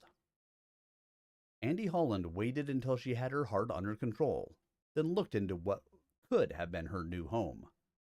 The pit was a meter square and better than 2 meters deep. Deep enough to cause bodily harm, perhaps not grievous, but certainly some. Knight motioned Horg up to his position. While Holland was examining the pit and the way around it, Emmerdine had sensed something else. He pointed into the foliage on the left and indicated what he wanted Horg to do. The man nodded, then moved off into the darkness, silent as a shadow. Knight tapped Holland on the back and communicated that she should remain still. Without obviously pointing, he indicated where she should watch. Holland settled back on her heels and searched the green gloom ahead. Swollen Horg, squat and solid, drifted into the leaves. He waited while the motion caused by his departure from the troll's trail became still. When he couldn't hear anything but the sounds of the forest, he moved on. Knight had indicated a target some 10 meters ahead. Horg was to flank the position and attempt to come in from the rear. He had done such a drill 100 times, probably even more than that. Continuing to creep away from the troll until he was clear, he then turned to parallel the route. After 20 meters, he turned again. Unconsciously counting steps, he reached a position ahead of the patrol. He turned again and began to creep silently, slowly toward the unseen target. He lifted each foot high in the air, balancing his weight on the grounded foot. With the toe pointed down, he slowly lowered the foot until it made contact with the soft soil. Ever so slowly, he lowered the foot until it was down, feeling through the sole of his boot for any stick, leaf, or void that might reveal his position. Once the ground was confirmed as safe, he slowly shifted his weight to the new foot and repeated the process. It was an infinitely slow way to travel through the woods, but it was a noiseless one. Ahead, Horg saw a darkening in the surrounding undergrowth. He froze, hardly daring to breathe. It was a giant, feathered figure. With the same infinite care he raised the laser rifle. Horg didn't want to shoot the thing in the back. That was against all the training they'd been given in preparation for the mission. He tapped the side of the rifle, just enough to attract the attention of the figure. The reaction was spectacular. As Horg watched, the figure rose to its full 1.5 meter height. It was a ball on a pair of long, skinny legs. It spun to face him, revealing a long, ovoid body with 2 huge eyes centered over a short beak. The animal shrieked an almost human scream. It leaped backward in surprise, almost as great as Horg's own. He too stumbled back, but recovered quickly and brought the laser rifle to his shoulder. The alien pressed back into the suddenly unyielding brush. The shriek continued. Horg fully depressed the trigger until all the slack was out, and the detent of the trigger sear was fully engaged.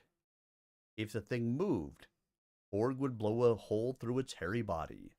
Of that, he was quite sure.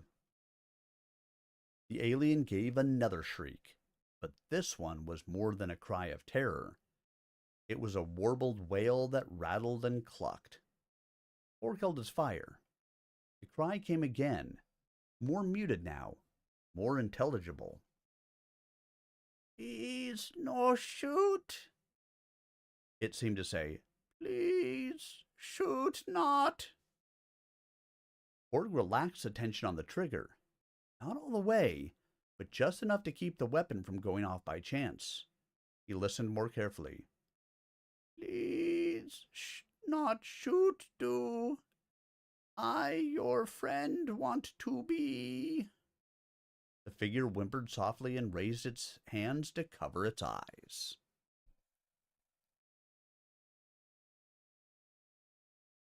Ah, that's right, everybody. We have found the Tatate. Ah, yes, the Tatate. Bird-like creatures of an alien variety.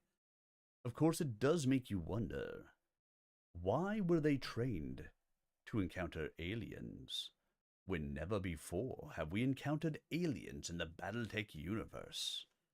How were they trained? Why were they trained? They didn't end up where they thought they were going. What a strange circumstance. Oh, yes. Oh, my. All right, one more chapter, guys. We're going to do one more, and then we'll call it for the evening and pick it back up. Because that'll be right about a fifth of the way through the book, give or take. Which means we'll do this book hypothetically over the course of about 5 weeks. Which is about a good way to do it. You know, a couple hours of the book each week. All right, let's get into the final chapter for the evening. Because we're meeting the Tatate. 8. Org lowered the laser rifle to waist height and stared at the figure in front of him. He couldn't tell if the thing were a bird or a something else. Certainly the feet looked like a bird's. It was the body that made him stare. The ovoid body was slung between extremely long legs in such a way that its horizontal axis was the long one. The eyes were the most fascinating part of the alien. The creature had elongated eye slits that extended from the side of the skull to the front, almost joining over the short beak that extended from below the face. The eyes had double pupils, one facing directly out and away from the skull, and the other facing generally forward. The ears, or what should have been ears, had been reduced to mere vestigial openings on the top of the skull behind and above the eyes. The rearward bending knees were admirably adapted to movement within the swamp, Hork noted, allowing the alien to place each foot carefully into the uneven or treacherous soft ground. The long lower leg above the claw had broad webbed phalanges that now stood out wide as though in surprise. The lower claws showed the same minor webbing as well. An interesting beast. Horg was not the most articulate member of either his section or the desk team in general, which perhaps made him the best person to make initial contact. There was nothing wrong with his mind. It was just that he was careful about what he said and how he said it. Still holding the laser rifle with his right hand, he gestured toward himself with his left thumb. "Swollen Horg," he said in a firm, commanding voice. He also said it with the sure and certain knowledge that the alien would understand. Everyone knew that if you spoke to someone who didn't understand your language, you should speak slowly and loudly and wave your arms. No one was so stupid that they couldn't understand that. "Swollen Horg," he said, a little more loudly and with a more violent hand gesture. The alien continued to huddle against the foliage, but he became more relaxed. "Dakota, am I?" The alien waved his hand with the same gesture Hork had used. Swollen Horg's plan for dealing with the alien had not been based on being able to speak to it in any mutually understandable language. Now that he was confronted with one alien who seemed actually able to speak, Horg had no idea what to say next. There were so many possibilities. He didn't know where to begin. He had a whole history of who he was and where he came from and what he was doing here, and he stood open-mouthed. The muzzle of the rifle slowly dropped toward the ground. "Name my Tagoto is... I, Tatate, am..." The voice was high and chirping with strength on the hard sounds, the sibilant sounds almost lost. Dakota watched the blank expression on the face of the human with the rifle. He concentrated on what he was trying to say. "My name Dakota," he said slowly. "I am Tatate." Dakota had to think hard before he spoke. The sentence structure he used was fine when dealing with his own kind, but a straight transliteration, a word-for-word substitution, did not work for humans. Dakota stared at Horg, the skin between his double eyes wrinkling with the effort of thought. "You fell from sky like the others?" he said, half question, half statement. "We came from Salford," said Horg, still confused about what to say or ask. "I think we had an accident.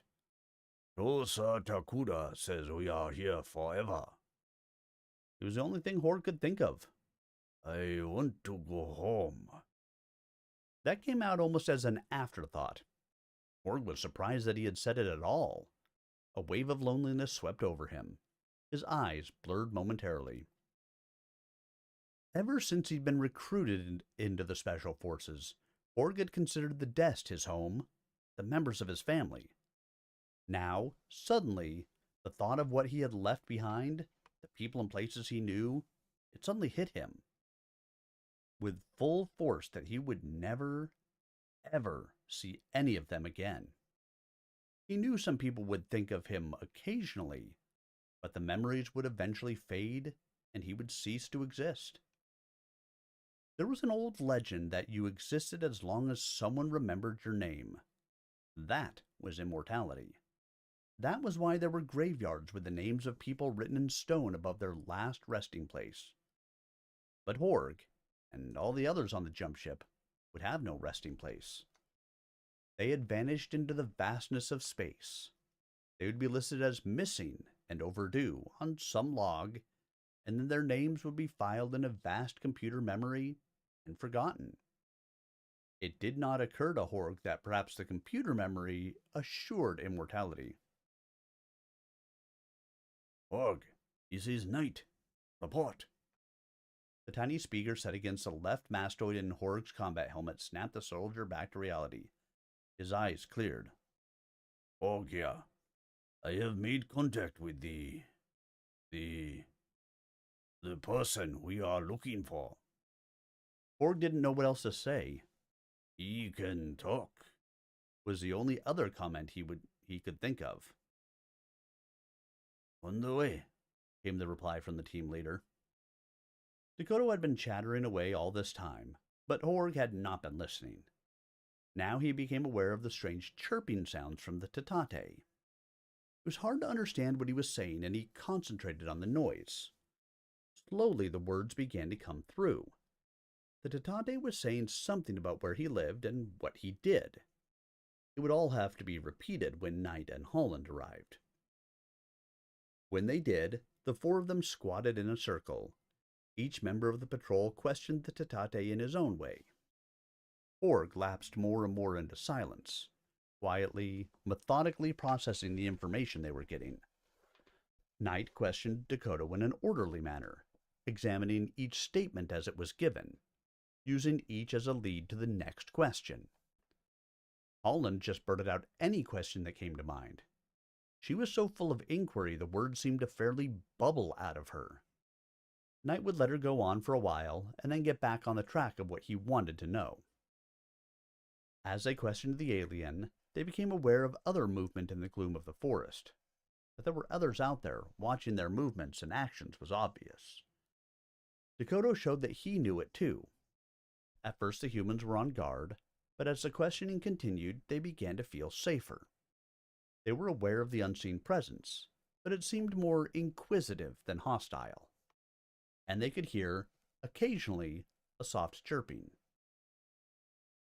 Even before Dakota started to tell his story, Knight had decided that they would have to take the alien back to the camp, but he wasn't sure how they would do it. Here was a link with the planet beyond the small circle they had explored on their own. This odd, bird-like creature could be the path to their own future. Knight wondered, just in passing, if the two species would be able to interbreed. Impossible, he thought, the idea vanishing as quickly as it had come.